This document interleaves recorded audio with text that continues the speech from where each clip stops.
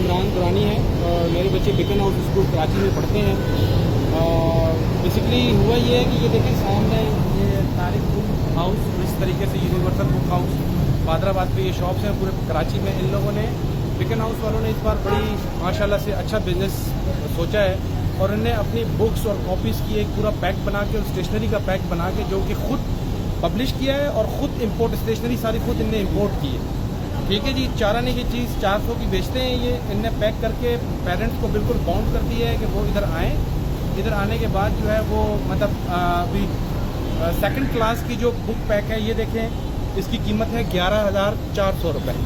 11,400 روپے اور ایک بھی بک یا کاپی کے اوپر کوئی کسی قسم کی کوئی نہ کوئی پرائس ہے نہ کوئی چیز ہے. اور اسٹیشنری کا میں نے تھوڑا سا کمپیریزن کیا تو اسٹیشنری ان نے چائنا سے امپورٹ کی ہے خود بیکن ہاؤس نے اور پیک بنا کے ان کو دے دیا ہے. اور ہر بک اسٹیشنری کو اسٹیشنری شاپس کو یہ 8% پروفٹ دے رہے ہیں. یہ پیک جو بیچے گا 8% پروفٹ اس کو ملے گا. تو وہ بھی پیرنٹ دے رہے ہیں, اپنا بھی پروفٹ لے رہے ہیں. اور جناب اسٹیشنری جو ہے جو میں نے یہی اسٹیشنری ایک عام اسٹیشنری بک سے اسی سے میں نے لی تو وہ 1,200 روپے کی ملی اور یہ 4,000 روپے کی دے رہے ہیں. تو اس طریقے سے جو تیسری کلاس ہے بیکن ہاؤس کی اس کا بک پیک جو ہے وہ 13,700 روپے کا ہے. اور اگر میں جا کے اس کاپیز کو دیکھوں یا اس بکس کو دیکھوں تو شاید یہ پورا پیک جو ہے 5,000 سے اوپر نہ ہو. پر یہ چور بازاری نے بنائی ہوئی ہے, ایجوکیشن کو انہیں بزنس بنایا ہوا ہے.